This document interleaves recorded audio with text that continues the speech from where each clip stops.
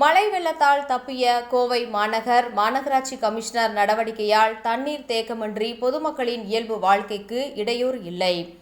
உக்கடம் பெரியகுளத்தில் பொதுமக்கள் வீசி சென்ற குப்பைகள் நவீன இயந்திரம் மூலம் அகற்றும் பணி மும்முரம். கோவை மாநகரில் உக்கடம், சுங்கம், ராமநாதபுரம், காந்திபுரம், சுந்தராபுரம், கவுண்டபாளையம், செல்வபுரம், டவுன்ஹால், சாய்பாபா காலனி உள்ளிட்ட பகுதிகளில் இரவு முதல் மிதமான மழை பொழிகின்றது.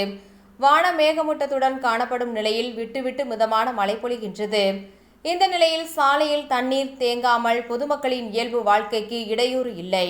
சாலை போக்குவரத்து பொதுமக்களின் பயணம் தடையின்றி நகர்கின்றது.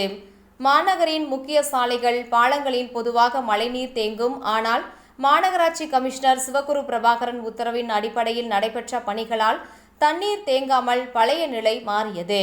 மழைநீர் வடிகால் பணிகள் தண்ணீர் தேங்கும் இடங்களில் தீவிரமாக நடந்ததினால் மழைநீர் தேங்கவில்லை.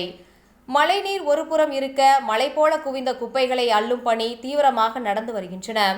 கோவை உக்கடம் பெரியகுளம் ஸ்மார்ட் சிட்டி பகுதியில் நேற்று ஞாயிற்றுக்கிழமை என்பதால் பொதுமக்கள் அதிகமாக குவிந்தனர். பொதுமக்கள் தின்பண்ட கழிவுகளை ஆங்காங்கே போட்டுவிட்டு சென்றுவிட்டனர். ஆனால் இன்று காலை ஸ்மார்ட் சிட்டி பணியாளர்கள் கிளம்பர் தனியங்கி கழிவுகளை அள்ளும் வாகனம் மூலம் குப்பைகளை அகற்றி வருகின்றனர்.